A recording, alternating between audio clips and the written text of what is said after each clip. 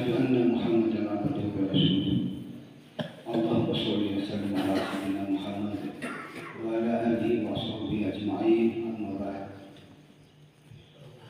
قال الله تعالى في الكتاب الكريم أعوذ بالله من الشيطان الرجيم وما خلقت الجن والإنس إلا ليعبدون قال رسول الله صلى الله عليه وسلم عليكم بسنتي وسنة الخلفاء الراشدين المهديين من بعد أدعو عليها من جواد صدق الله العظيم صدق الله رسول الله صلى الله عليه وسلم. Jemaah sebelum dirahmati Allah Subhanahu wa taala. Tidak henti-hentinya kita bersyukur kepada Allah Subhanahu wa taala atas nikmat kesehatan, kesempatan, kekuatan yang diberikan oleh Allah Subhanahu wa taala sehingga kita bisa beraktivitas. Pagi ini adalah salah satunya melaksanakan perintah Allah Subhanahu wa taala salat subuh secara berjamaah. Ini karunia Allah Subhanahu wa taala yang sangat besar diberikan kepada kita.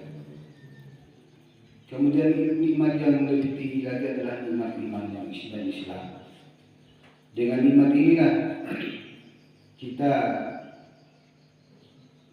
mulai membuat fikir, kemudian kita mulai bekerja, buat usaha untuk kebaikan dunia dan juga di akhirat. Sallallahu alaihi wasallam tetap kita aturkan kepada junjungan kita baginda Nabi sallallahu alaihi wasallam. Karena beliau telah membawa kita ke dunia ini yang terang benderang, yaitu iman dan Islam. Jemaah salat subuh yang dirahmati Allah Subhanahu wa taala. Allah Subhanahu wa taala menciptakan 7 lapis langit dan 7 lapis bumi. Kemudian menciptakan apa-apa yang ada di antara keduanya. Semuanya dengan kalimat kun fayakun, maka semuanya akan terjadi. Kemudian Allah Subhanahu wa taala menciptakan daripada manusia, bahkan seluruh makhluk diciptakan oleh Allah Subhanahu wa taala, terutama manusia ini agar untuk melakukan prosesi perjalanan hidup, mulai dari alam roh, alam azali, sampai ke alam akhirat kelak. Manusia diciptakan oleh Allah Subhanahu wa taala. Sebelum sempurna ciptaannya, Allah Subhanahu wa taala akan meniupkan roh ke dalam tubuhnya. Jadi sebelum roh ini ditiupkan ke dalam tubuh manusia, Allah Subhanahu wa taala tanya kepada roh ini ketika berada di alam azali. Alastu birabbikum, siapakah Rabbmu, siapakah Tuhanmu, katanya. Roh-roh ini menjawab, qalu bala syahidna. Aku yakin bahwa engkau adalah Tuhan kami, katanya. Maka setelah sempurna manusia diciptakan oleh Allah Subhanahu wa taala, kurang lebih umurnya 4 bulan, maka ditiupkan roh itu di dalam tubuh. Sebelum roh ditiupkan ke dalam tubuh manusia, manusia ini belum bergerak di dalam tubuh kita. Di dalam tubuh kita dalam rahim kita. Dia belum bergerak. Setelah ditiupkan roh, baru dia bergerak. Maka entahlah, setelah ditiupkan roh dalam jasad itu, maka Allah Subhanahu wa taala tanya lagi, alastu birabbikum. Dia juga menjawab, qalu bala syahidna. Kurang lebih 9 bulan 10 hari, maka bayinya akan dikeluarkan dari rahim ibu kita. Maka malaikat membukakan pintu sehingga dia bisa keluar. Setelah sampai di dunia ini, di perjalanan hidup kita di alam yang ketiga di dunia ini. Alam arwah, alam roh, kemudian alam rahim, kemudian yang ketiga alam dunia.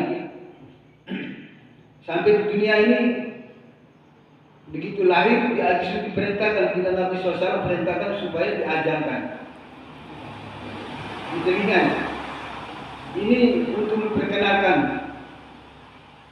kepada Allah Subhanahu Wa Taala, bukan kepada ibu bapaknya yang pertama dikenalkan, tapi kepada Allah Subhanahu Wa Taala diajarkan.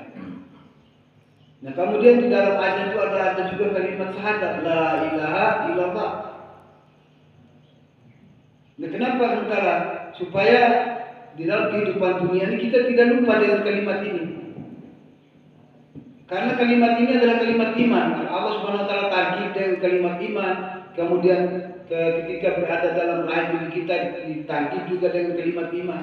Nah, sampai kita setelah lahir ke dunia ini, Nabi SAW perintahkan supaya diajarkan. Ini targiban untuk kalimat iman.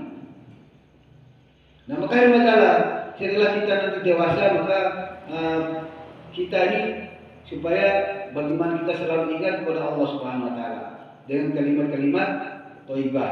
Maka kita diperintahkan supaya banyak-banyak berbicara dengan kalimat ini, kalimat la ilaha illallah.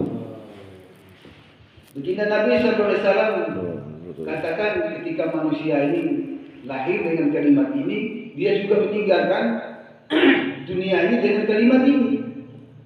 Lahir dengan kalimat la ilaha illallah, meninggalkan dengan kalimat la ilaha illallah. Kemudian dia belajar dengan kalimat ini. Ketika dia meninggal dunia juga dengan kalimat la ilaha illallah, dia wajib masuk surga. Maqala ayyul kalami la ilaha illallah darul jannah. Barang siapa di akhir hayatnya mampu mengucapkan ini kalimat, maka dia wajib masuk surga. Maka sementara jadi begitu kita ini semakin lama semakin dewasa, kita ini tersuasana dengan kehidupan dunia. Padahal dunia ini fitnah utara. Fitnah dunia ini sangat dahsyat. Siapa yang terjerumus dalam fitnah dunia, dia pasti tidak akan selamat di akhirat. Tapi kalau dia bisa menghadapi kehidupan dunia ini dengan kehidupan yang zuhud, kehidupan yang qanaah, kehidupan apa yang seadanya diberikan oleh Allah SWT, dia pasti akan selamat. Allah. Ini sahabat-sahabat itu sudah seperti itu. Sahabat-sahabat melaksanakan kehidupan dunia ini dengan agama yang sempurna.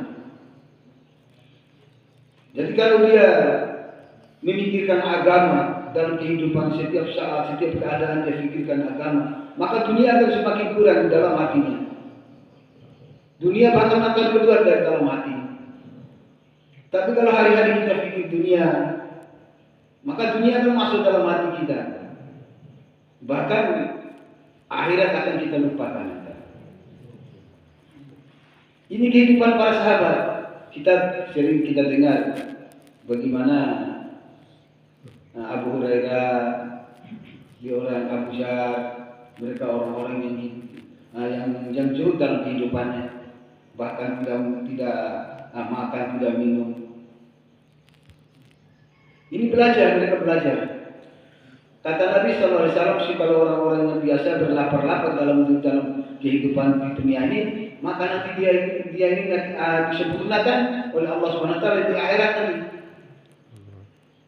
Dia minta apa saja nanti akan diberikan oleh Allah SWT. Ini kehidupan masalah dunia ini fitnah yang sangat besar.